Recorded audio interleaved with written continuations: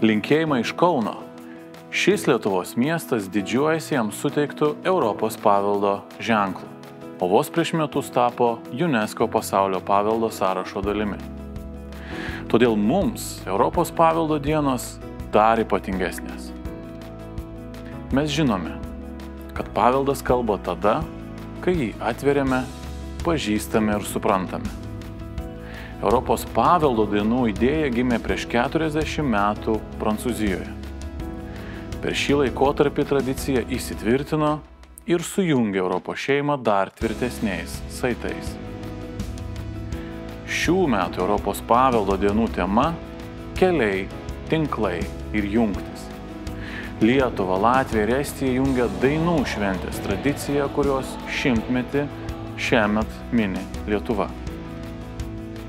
Mes taip pat labai gerai žinome, kokia didelė yra kelio galia.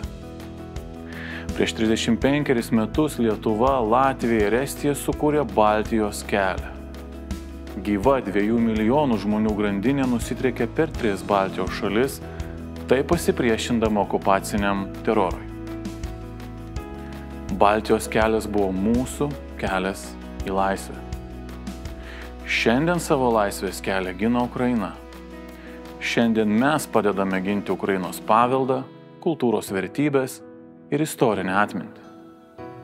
Taip pat puoselėjame Ukrainos kultūros bei paveldo objektus savo šalyse. Juk Europa visada reiškia pagarbą įvairoviai. Būti europiečiu – tai būti savimi, bet kartu ir su pagarba bei atvirumu priimti kitą. Šiais metais mes, Europos gyventojai, švenčiame ne vieną ypatingą sukaktį. Prieš 75 metus buvo įkurta Europos taryba. Prieš 70 metų buvo priimta Europos kultūros konvencija.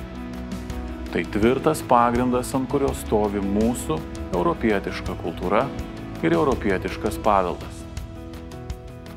Šį pagrindą dar labiau sustiprino Europos paveldo dienos.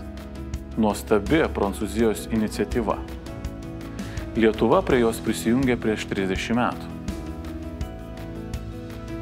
Leiskimės drauge kultūros keliais. Pažinkime ir atraskime vieni kitus. Sveikinu su Europos paveldo dienomis.